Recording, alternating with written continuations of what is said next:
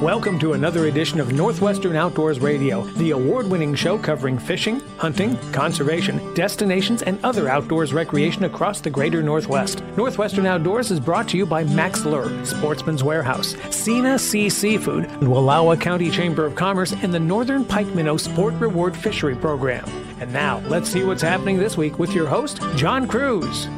Welcome to the show. I've got to tell you, I enjoyed a wonderful week on Whidbey Island at the end of August, and we put together a show while we were at it, too. I was staying at Fort Casey State Park, something I do every odd year, because odd years are when the pink salmon run, and that's when you can fish for them right off the beach by Fort Casey State Park. I was camping there with my old junior high school classmate, Sarah, and her best friend, Beth. We had a wonderful time together, though I have to admit I made a lot of promises to those two about things that we were going to do that didn't quite shake out as planned. For example, the fishing was a little rough the first couple days because we had that super moon, and that caused some really strong tides. I was also supposed to take them on a guided boat ride that got postponed for a day because of a thunderstorm that lasted some 18 hours in the area. And we were going to try out a restaurant called Callen's on Tuesday, only to find out that Callen's actually is closed on Tuesday. So, Beth, Sarah, sorry about that, but I'm so glad you came. I love spending time with you and camping. And Sarah, you've got a wonderful RV. As I mentioned this week on the show, we are going to talk about all sorts of fun things that did happen, albeit maybe a little delayed. One of those was the fishing. I can tell you I really had a great afternoon of pink salmon fishing at Driftwood Beach. Got a couple of stout keepers. One pink salmon was pushing 6 pounds, the other one over 4, and those tasted awfully good this weekend when I had friends over at the house. And while the fishing wasn't great for Sarah and Beth, the crabbing sure was. As a matter of fact, we pulled in 5 keeper crab in a day of crabbing, 4 of them red rock crab, 1 of them a Dungeness, and we had a fantastic crab boil. A meal I'm not going to forget for quite some time. And I did end up doing some interviews, as I alluded to. One of them that you're going to hear from in just a minute was with Park Ranger Andrew Southard. He's going to tell you all about Fort Casey State Park, and just to the north of it, another coastal fortification that's become a state park. That would be Fort Ebey. If you were into hiking or biking or history or taking in wonderful views, you're going to love these parks on the east side of Whidbey Island. After we talk to Andrew, we're going to check in with Bob Loomis for an extended Max Minute, and then we are going to go to Callen's Restaurant. It's located right next to the Keystone/Coopville Ferry Terminal. It used to be called the Riptide Restaurant, but it's changed ownership. The new owners are Michael and Emily. They've got a huge emphasis on seafood. They've completely remodeled the restaurant, and I have got to tell you, it is definitely worth going to. Whether you're catching the ferry or not, this place is fantastic, and I literally enjoyed the best omelet of my life, a Dungeness crab omelet. It was simply delicious. Our final interview of the day, well, that would be with Brett Ginther and Dawn Glavick. They are with Deception Pass Tours. Although our trip was delayed by 1 day, it was worth it. And we got to see a ton of wildlife during the hour I had on board the Island Whaler. And they offer longer trips, too, that we will tell you about towards the end of the show. In addition to this, we've got a new state record fish to tell you about. And this is a very rare fish indeed for the waters up here in the Pacific Northwest. Throw in your Sportsman's Warehouse trivia question of the week, and we have got a wonderful destination show coming your way. So settle in and let's start things off the way we always do with another edition of Sportsman Spotlight with David Sparks. A quick, convenient way for fishermen to cut fishing line. David Sparks with Sportsman Spotlight. Texas angler Vance Zahorsky had it up to here with rusty, ratty, inefficient line-cutting tools. After 35 years of cutting line with his teeth or fumbling for scissors or knives, Vance was ready for a better way. His solution? Something he calls line cutters with a Z on the end. A sleek, fully adjustable ring featuring an integrated double-sided blade, which is perfect for quick and efficient cutting of monofilament and braided fishing line. I was at my buddy's wedding in Florida, and I was surf fishing for sharks, and I kept having to run up to my tackle box to get a knife. And about the 4th time, and it was one of those moments where I'm like, this is ridiculous. There's just got to be a better way to cut fishing line. So I had a 9-hour drive back from Florida. On my whole way back, I'm like, where could I put a blade? And I was thinking not around the neck or here or there. And I just thought the finger's the only logical place.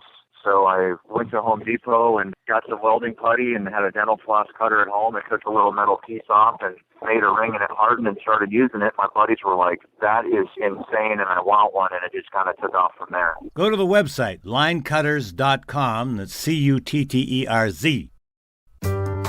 Being a farmer takes hard work. Growing wheat is no exception.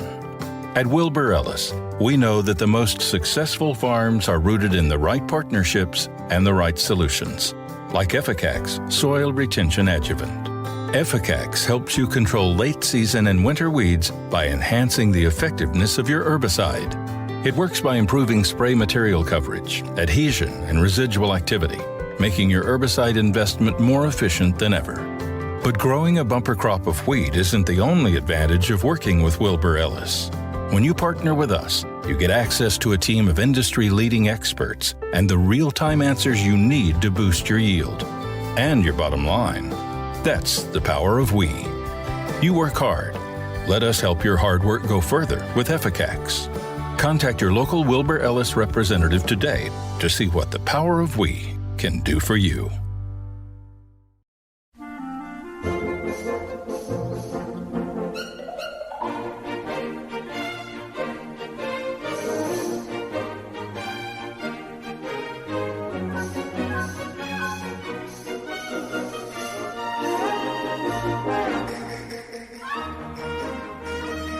Welcome back to Northwestern Outdoors Radio. I'm John Kruse. We are broadcasting from Fort Casey State Park on Whidbey Island. Truly one of my favorite places because it combines history and camping and all sorts of outdoors recreation. With us here to tell you more about not just Fort Casey, but nearby Fort Ebey as well as Andrew Southard. He is a park ranger here. Andrew, welcome to the show. Thank you, John. It's great to be here. Fort Casey, this is one of 3 forts that was built in the late 1800s, 1890s actually, to include Fort Worden near Port Townsend, Fort Flagler, and Fort Casey here. Basically, the first line of defense, a triangle of death it was originally called, a triangle of fire that no ship was supposed to pass through to get to Seattle or the shipyards at Bremerton. Is that about right? Yeah, you got it spot on. How long were soldiers actually stationed here at Fort Casey? Just a couple decades actually active duty here, and then it was transitioned into a training facility around the Second World War and then decommissioned shortly after the Second World War. So there wasn't really a lot of action going on here, obviously, but there were some detachments here that were training regularly, recreating regularly, and housed here as well. Well, the fortifications are very intact here. Not only that, you got these 2 huge cannon, 10-inch cannon, that around 1900 were state-of-the-art because they could do something that was really interesting. Yeah, we nicknamed them disappearing guns. So from the ocean, they wouldn't be visible above ground. They're behind a bluff sort of berm. So they're invisible from the water, but when they would be getting ready to fire, they would crank them up into position. And then as soon as one would fire, the recoil would send it back down into its down position where it's, again, invisible. Very interesting. Now, the 2 cannon you have here, I understand they're the same type of cannon that was here, but they're not the actual cannon. I understand these actually came from Corregidor in the Philippines for World War II? That's exactly right. Yeah, so these were not used at Fort Casey, but they are the identical make and model to what was used. We also have 2 3-inch guns on display that are from the Philippines as well. All right, so you have this history here, but it's not just the military history, which is really interesting to take in looking out over Admiralty Inlet. You also have a lighthouse here, too. We do, and that predates the fort. Well, the Red Bluff Lighthouse predates the fort. That was up above where the fort was when the fort came in. They moved it and eventually ended up building the current Admiralty Head Lighthouse, which is in phenomenal condition. We just had a multi-million-dollar renovation project, so it's great to come look inside and see the history of it.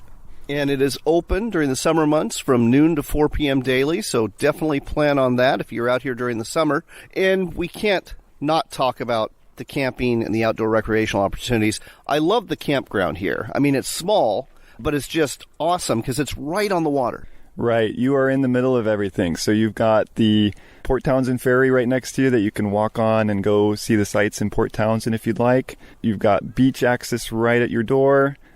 Great views, always great wildlife right around you. And the fort's just a few steps away as well.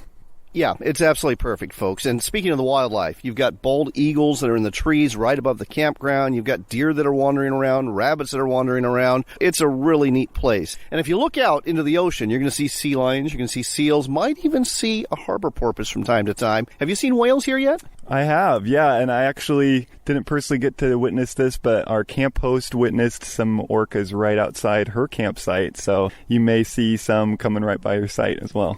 Very cool. And in terms of outdoor recreation, there's obviously trails. You can walk the grounds. Definitely take your fishing pole to the beach, because in August, you got fishing for coho salmon every year, and this being an odd year, you got fishing for pink salmon too. And it wasn't very good here on the point, but just across the ferry terminal at Driftwood Park, boy, oh boy, it was bananas for pink salmon yesterday. That's exactly right. Yeah, it's been a great year. I've been fishing as well, and I've been getting my limit most days. Every other year, it's great for pink salmon for beginner fishermen if you've never done it before, as well as, you know, the advanced. It's always fun to catch a salmon. I agree. I mean, I'm the guy that likes catching bluegill still, so you give me some pink salmon, I'm a happy guy. Let's head a little bit north to Fort Ebey. Different history with this one. This was actually the last coastal fortification built in Puget Sound. It was built in 1942, right after Pearl Harbor. That's correct, yeah. And it, again, had a pretty short lifespan, just for a few years. What is different up there is there are no guns on display, and there's just one small gun battery. But it's fun to walk around and see. You can still find some remnants of history hiding in the woods along trails, you know, water lines or a water tower, and small observation forts here and there. Speaking of in the woods, that is very much a wooded area. Much bigger campground, but it's all in the woods. It's not open like Fort Casey is. And you've got tons of trails out there. Exactly. It's a hiker and biker paradise. The biking trails are fun. They're fast-paced, and you can get either beginner trails if you've got, you know, kids, or you're just starting out and getting your feet wet. It's a great place to learn how to mountain bike, as well as still have some fun as a more advanced rider. And there's basically three trails, or three series of trails you can hike. So number one, there's the Bluff Trail. And that one's kind of cool because it goes right past that battery. But it also gives you a great view of Admiralty Inlet. And I understand that from time to time, paragliders will take off from the bluff. That's right, yeah. So we do have a pretty big open field right by the fort. It's a great place to fly a kite or, like John said, paraglide. They really just launch from kind of the highest point on that field and just ride the drafts around a little bit. There's no good spot down below on the beach to land or anything like that. But it is fun to coast around a little bit and watch those when they come out. I also understand from the signage there that people bring remote control airplanes. Yeah, so you can have a remote control glider, so nothing huge or over the top. You also can't have drones as well, but there are glider folks there. You can, again, just kind of coast them around when the wind drafts are good.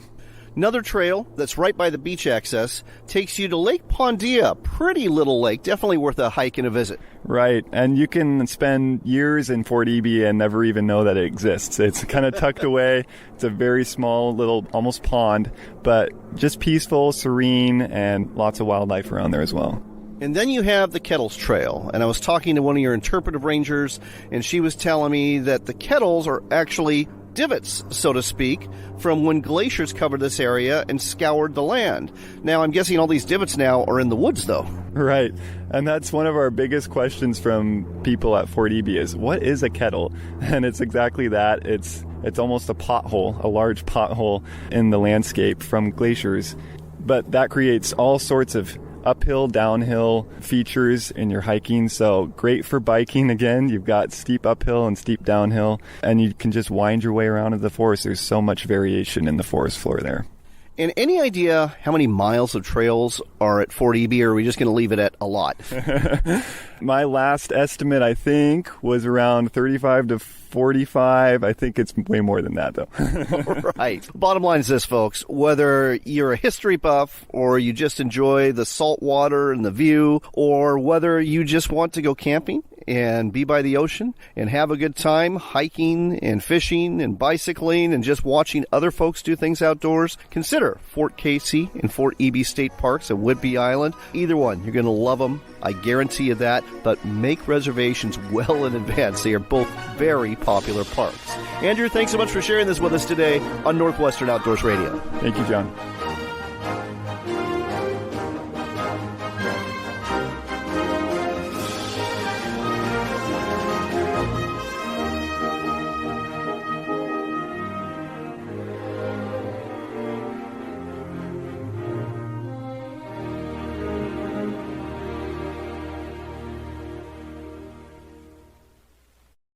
Come to Oregon's Wallowa County for outdoors adventure. Hike, ride, paddle, fish, or sightsee to your heart's content. And then visit one of our wonderful towns, whether it be Joseph with its beautiful bronze statues, our county seat in Enterprise, or one of our charming small towns like Wallowa, Imnaha, or Troy, where you can eat, shop, and sleep before continuing your adventure the next day. Plan your visit now at WallowaCountyChamber.com. That's WallowaCountyChamber.com.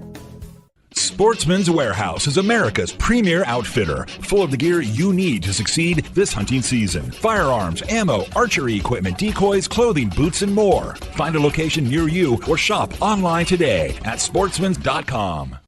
Natural wonders, beaches, and coves, majestic forests, and scenic vistas are waiting for you at the Tillamook Coast. Lace up your hiking boots, grab your camera, and come to Northwest Oregon. Find out more at tillamookcoast.com.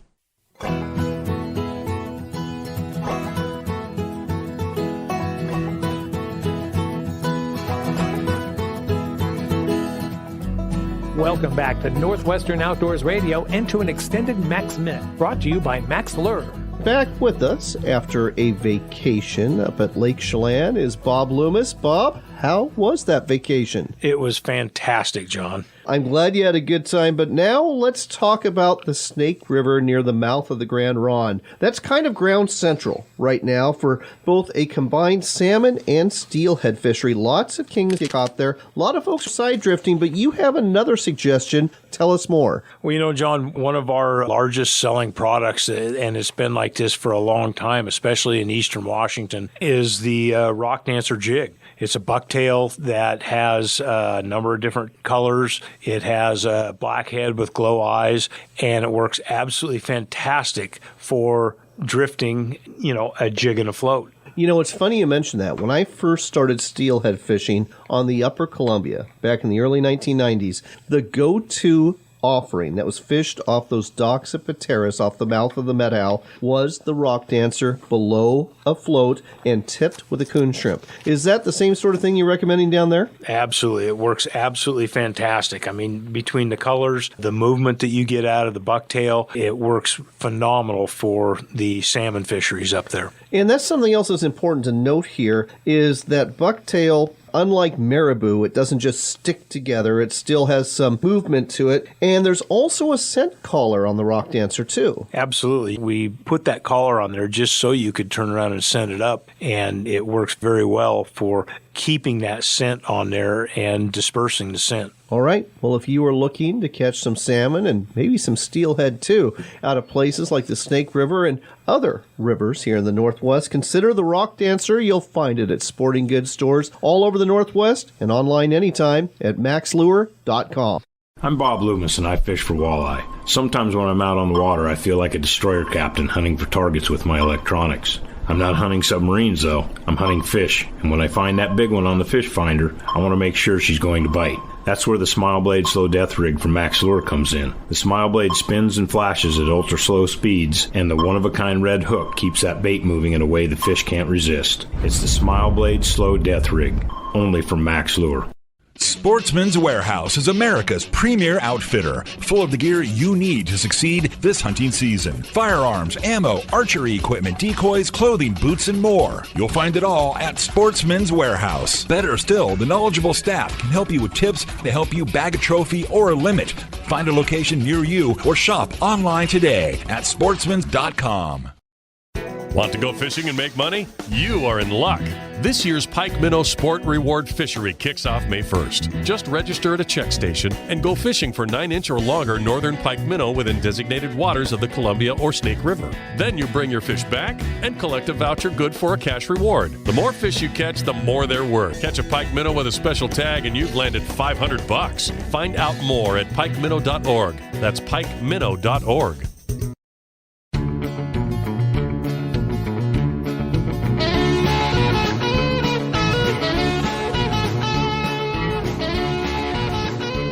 Welcome back to Northwestern Outdoors Radio. I'm John Kruse. Our next stop on Whidbey Island is Callen's. It is a restaurant you'll find right next to the Coopville/Keystone Ferry that takes you to and from Port Townsend. And if you're here, whether you're taking the ferry or camping at Fort Casey State Park or just anywhere in the area, you've got to stop here because if you love seafood, you're going to love Callen's. With us here to tell you more about it are the owners, Michael and Emily. Welcome to the show. Well, thank you, John. Thanks for having us. Thank you. Thank you very much. Let's start off with the history of this restaurant. I've been here several times before, but it used to be called the Riptide.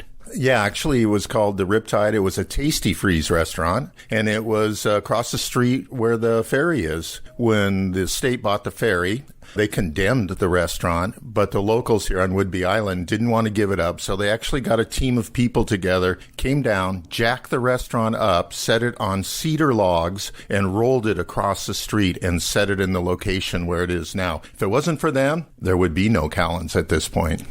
Well, thank goodness for the locals because this is a great option if you're camping at Fort Casey State Park and it's dumping rain like it was yesterday and you want some hot food. So, Emily, why don't you tell me about how you two got into this business? Sure. Well, we were just vacationing like lots of people do here on Whidbey Island. I mean, it's close to the city. It's so far away. We were getting away from the kids and enjoying ourselves, and we just happened to walk across the street when we were waiting for the ferry and saw this beautiful building surrounded by water, view from every table, and it was nothing. There was nothing special here. We just couldn't imagine why someone hadn't built something that was just amazing here at such a beautiful location. Well, you've really remodeled it since you've been here. And folks, the view is amazing. You've got the ferry that's right across the street.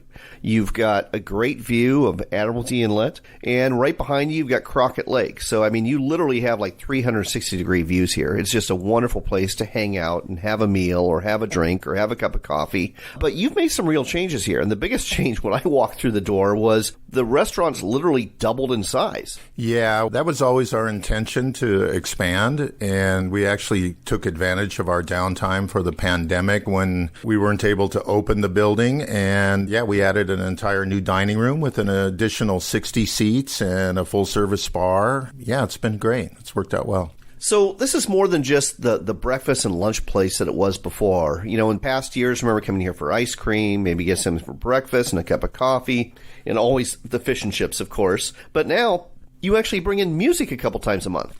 We do, yeah. The first and third Wednesdays of every month, we have a local artist that comes from 6 to 8 and just enjoys the dinner music. And we have two different sides of the restaurant, so you can sit on the music side, or if you'd rather have more peace and quiet, you can sit on the side that doesn't have the music. Not only that, you've got outside seating, and it's pet-friendly, which is a big thing these days. That's true, yes. Our deck is pet-friendly. Lots of seats out there, too. All right, well, let's get into some of the food, because the menu has definitely changed. You've got a really good breakfast menu. You've got a great lunch and dinner menu, but there's a lot of seafood incorporated even into breakfast. What are some of the seafood dishes you offer for breakfast, Michael? Well, probably one of our favorites is the fresh Dungeness crab omelet. That's a really popular item. Crab in any form in the Pacific Northwest is always sought after. We do a variety of things with smoked salmon, with grilled salmon, oysters and eggs. Seasonally, we rotate razor clams and eggs onto the menu. Just depends on the time of year and what's available and what's fresh and what's local. Do the customers gravitate towards this? This is rather an adventurous menu for a lot of folks who are not used to like crab or oysters for breakfast, or do they stick to their traditional stuff? Well, the tourists have a one set mind. I mean, they're the fish and chippers for sure. But the bulk of our clientele are residents. They're the local people. And they love the variety. And they absolutely come here to get those items from us. And with the locals, and folks, you always got to look to the locals if you want the good food. Yeah. What do you think the most popular breakfast dish is? Well, that's kind of a trick question. I've served breakfast in a lot of restaurants, and the most popular item is always bacon and eggs. This is true. This is true. And I've never seen that change no matter where I am.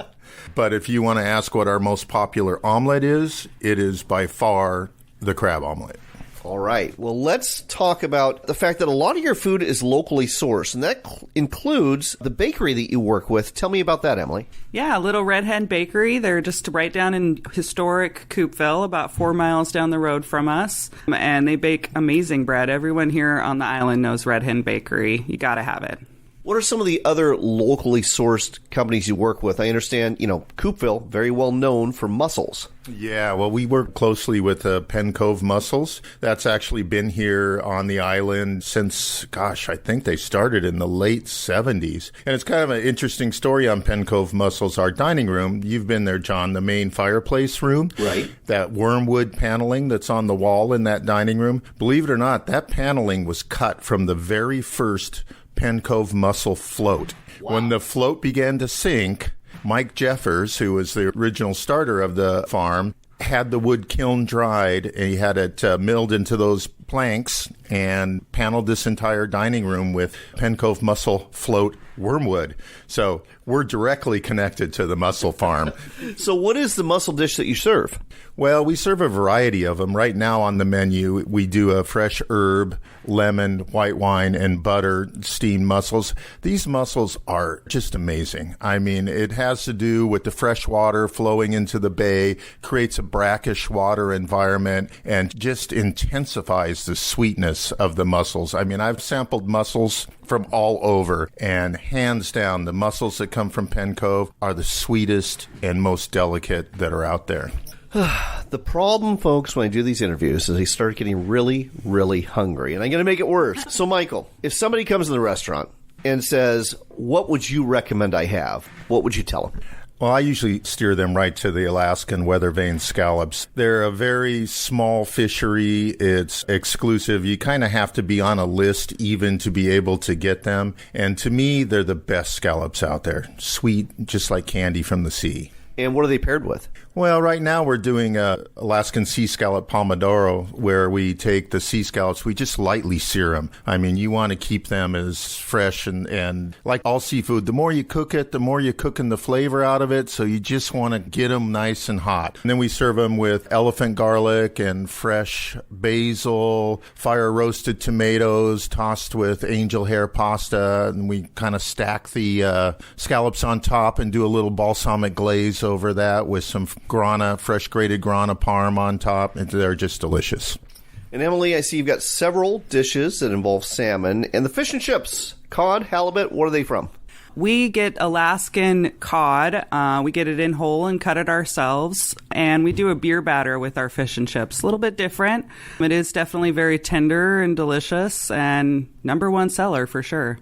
Last question. I know a lot of folks just wander in here from the state park and the ferry. Do you need reservations certain times?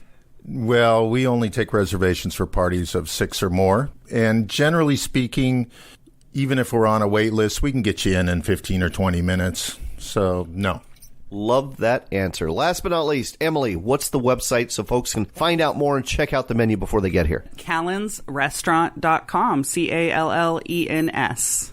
That's callensrestaurant.com. Callen, CALLENS, restaurant.com. If you're on Whidbey Island, anywhere on Whidbey Island, you got to make it a point to come here.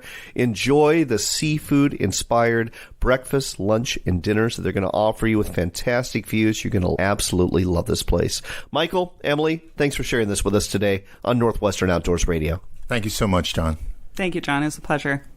Now, if you can't make it to Callen's on Whidbey Island for some delicious seafood, you can always get premium wild-caught Alaskan seafood delivered right to your door. And the company that will do that for you is Sina Sea Seafood. Sina Sea is a family-owned company that catches salmon, halibut, lingcod, rockfish, and more out of the cold waters of Alaska. They handle it carefully, package it in meal-sized portions, and again, deliver it right to your door. And if you want shellfish, they just happen to have some of those jumbo spot shrimp, as well as crab cakes. You'll find it all at sinasea.com. That's SENASEA, sinasea.com, and use the promo code OutdoorsRadio for 10% off your entire order.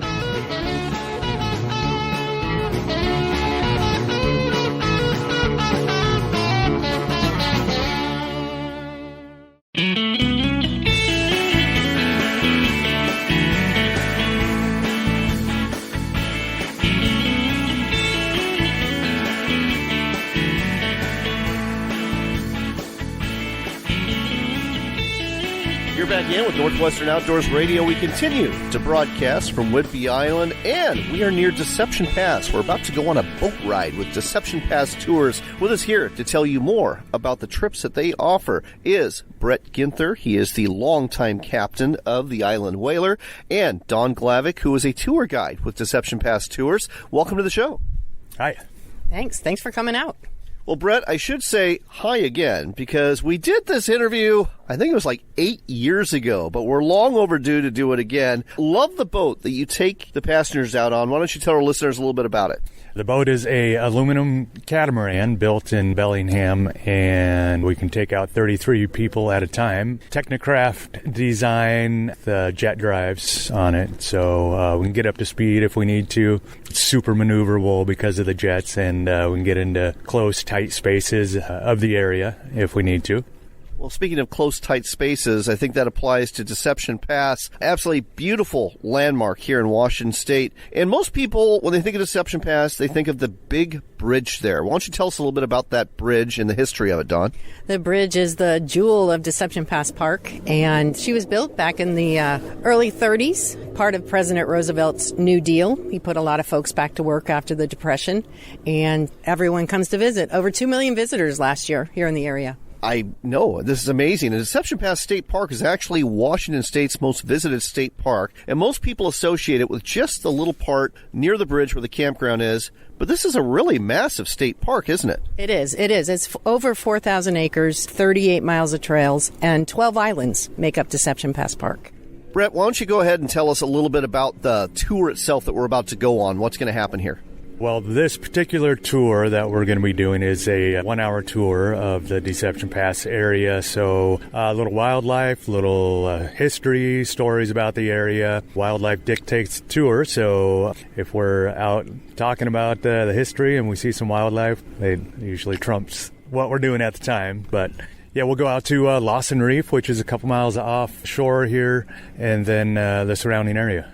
So everybody is always hoping to see whales, and of course everyone's always hoping to see orca whales, but there's other whales too, and there's other marine mammals that are definitely worth seeing out here.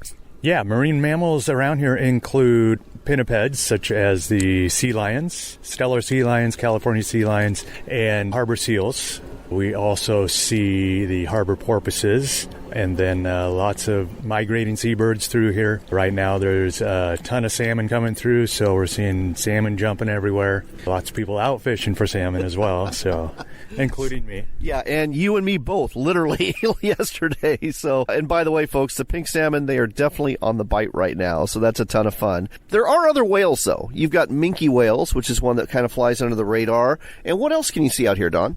Well, we do whale watches, usually on the weekends. The rest of our week is these hourly historical and wildlife tours. But we have minkies, we have humpbacks out here that are visiting us from Hawaii and Mexico, feeding up for the summer. Transient orcas, big killer whales, also southern residents in the area. Those are orcas, JK&L pods. And we've got minkies, as you mentioned, and we have maybe a stray gray still hanging around, but we usually see those early spring and they hang out to midsummer-ish. But yeah, all kinds of different whales out here.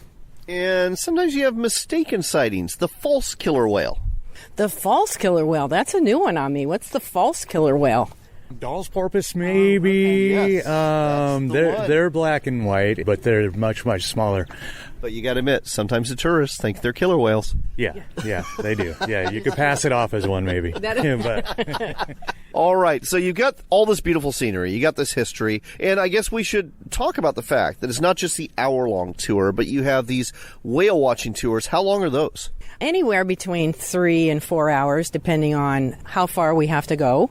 But a lot of people love the minor island tours that we give. And I want to talk about that because that one's new to me. So talk about this minor island tour. Minor and Smith Island, about a half an hour via boat west of where we are here at Cornet Bay. Right now there's puffins. It's part of a 36,000-acre aquatic preserve, and people love to go out there. People love all the different bird life we can find. Eagles, puffins for a short period during the summer, stellars, sometimes an elephant seal, pelicans. I know that sounds not a big deal to folks maybe from Florida, but around here we don't get a lot of pelicans out there, so it's really a cool place to head out to. Also, the largest kelp bed forest surrounds that island, so it's kind of neat. It's a neat place to go. It's different. It's about a 2-hour tour. Oh, sounds fantastic. And I guess one other thing we should talk about, these tours are pretty darn affordable, aren't they? yeah, they're not bad compared to some of the other tours. $42.95 for adults and then $39.95 for children and seniors. And then we do group rates as well. We also charter the boat out for various things. Oh, so like if you had a family reunion or something like that? School reunions we've seen. We have folks that re-enlist with the Navy. They've come out, retirement parties. So, yeah. Yeah, at 1 o'clock today, we have Lopez Island Creamery coming out with their employees to do a charter tour. So it'll be fun to take them out, and they can bring us some free ice cream. I was going to hope that they would. Oh, it sounds fantastic. Anything else people should know about Deception Pass tours? Oh, gosh. I think for folks that don't want to spend an entire day on a boat doing whale watching, we give that, half day, so you have other things to do. The hourly tour, it's jam-packed with information, and that's what we hear from most people. If you only have a short amount of time taking an hourly tour, you're going to learn a lot. There you go, folks. So if you find yourself on Whidbey Island, whether you're camping at Deception Pass State Park or Fort Ebey or Fort Casey, make it a point to come on up here. Hop on a boat, go for a half-day whale-watching tour, head on out to Minor Island for a few hours, or hop on board for just an hour and learn all about Deception Pass and maybe see some marine wildlife, too. Brett, Don, thanks so much. I can't wait to get on board. Yeah, thanks for coming down and doing this. And a couple other things I'd like to mention. Please. So this is the longest job I've ever had. How many years now? 18 years, and both of our kids have worked on the business here too. My wife works in the business. Dawn's been here for 11th year. Yeah. Her son also worked for us. Yes, that's how I got started. Yeah, and then this is be doing this until I retire, and I get to shrimp, crab, and fish during the tours. Also, so we pull the pots when the passengers are on the boat from time to time and show them a little bit of fishing out here and crabbing. People love it. It's a little show and tell. Oh, I love it. And you see, folks, adulting, it can really be fun if you pick the right job. Exactly right. All right. Well, again, can't wait to get on board. Don, Brett, thanks so much. And thanks for sharing this with us today on Northwestern Outdoors Radio. Thank you. Thanks. Thanks for coming down. And now it's time for one of my favorite show segments that we get to share with you from time to time. It's Record Fish Time. One of the most sought-after fish for saltwater anglers goes by different names depending on where you're fishing for it. If you're fishing for this fish off the Florida coast in the Atlantic, you call it a dolphin. If you're fishing for it off Hawaii, it's called the mahi-mahi. And if you're fishing in Mexico for this fish, it is called the dorado. No matter what you call it, though, it's not often found in the waters off the Pacific Northwest. It's found in much warmer waters, but it does on occasion make an appearance, and that's what happened on August 25th when Wade LaFontaine from Camino Island was out on a tuna fishing trip on board the charter boat Tenacious. Wade LaFontaine is an avid saltwater angler. According to the Washington Department of Fish and Wildlife, he's been going on trips off the Washington coast for more than 10 years, chasing salmon, lingcod, halibut, and tuna. And while trolling a plastic squid behind a spreader about 42 miles off the coast of southwest Washington on the 25th, he hooked into a mahi-mahi. It was actually a 21-pound fish with a brilliant yellow belly and a bluish-green back, and that fish, when weighed at the docks at Westport, turned out to be the new state record. Believe it or not, these fish are sporadically caught by recreational anglers and commercial fishermen targeting albacore tuna and other pelagic species off the Washington and Oregon coasts, including a handful recorded last year at the ports of Westport and Ilwaco, and at least 2 this summer. Most of the mahi-mahi caught off our coast are smaller in the 6 to 12 pound range, but Wade LaFontaine's fish, which was 48 inches long and 40 inches to the inside fork of the tail, was more reminiscent of large dolphin fish caught in the warmer waters off of Southern California, Mexico, or Hawaii. LaFontaine's mahi-mahi beat out Washington's previous state record dolphin fish, which was 16.27 pounds, caught by Albert Da Silva out of Ilwaco in 2013. Asked about the record catch, Wade said, "I'm blessed beyond comprehension. I'll be getting another tattoo of a mahi." Way to go, Wade. That is one fish story indeed. I'm very happy for you, and I know our listeners are too. Congratulations on your new record.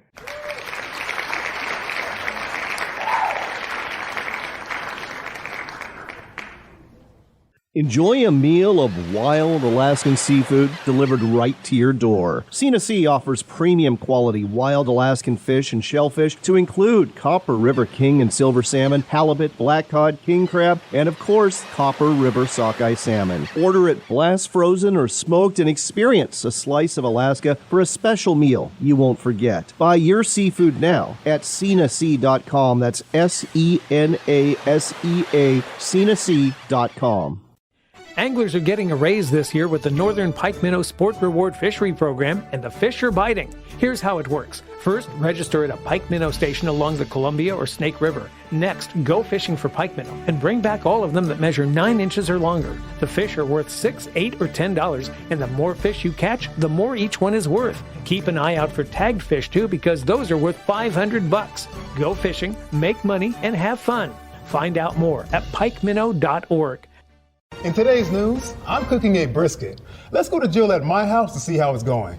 This is your house and you brought me and the crew to check on your brisket? That's correct, Jill. How's it looking? This is a Camp Chef Woodwind Wi-Fi. You know you can check your cook right from your phone, right? I didn't know that was an option, Jill. Well, never mind. But before you leave, can you feed the dog? What? No. When we get back, why is my check engine light on? The answer may shock me. Sportsman's Warehouse is America's premier outfitter with the gear you need for fishing, hunting, camping, paddling, cooking, and just about anything else you can do in the woods or in the water. With over 125 stores across America, there is bound to be a Sportsman's Warehouse near you, with not only the gear you need, but also the experts to help you get the most out of the product you purchase. Head down to your local Sportsman's Warehouse today or shop online anytime at sportsmans.com. That's sportsmans.com.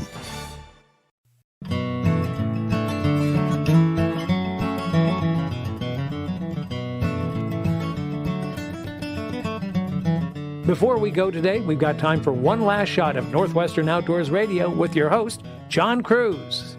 I'm glad you're back because it's time for your Sportsman's Warehouse Trivia Question of the Week. And if you haven't been to your local Sportsman's Warehouse store lately, you really ought to go. They've been having all sorts of great sales. That Labor Day sale was something else. And with hunting season coming into full swing, you definitely need to get on down there and get what you need for the season ahead. There's Sportsman's Warehouse stores located all over the Northwest, but if there's not one near you, you can always shop online anytime. Simply go to sportsmans.com. It's not just hunting season that is upon us, it's also football season. And your trivia question of the week is about the Seattle Seahawks. Exactly what bird is the Seahawk? Here's your choices. Is it the bald eagle? Is it the osprey? Or is it the peregrine falcon? If you think you know the answer, well, we're doing things a little differently. We're not taking answers on our Facebook page anymore because that continues to get hacked and Facebook can't seem to resolve that issue with the hackers trying to get credit card information info from our listeners. So what we tried to do last week was have you enter through our website at northwesternoutdoors.com, and wouldn't you know it, Verizon decided to have some issues with all of the websites that they run through there, so you couldn't send emails through the website. So here's what we're doing this week. If you know the answer as to which one of these birds, the bald eagle,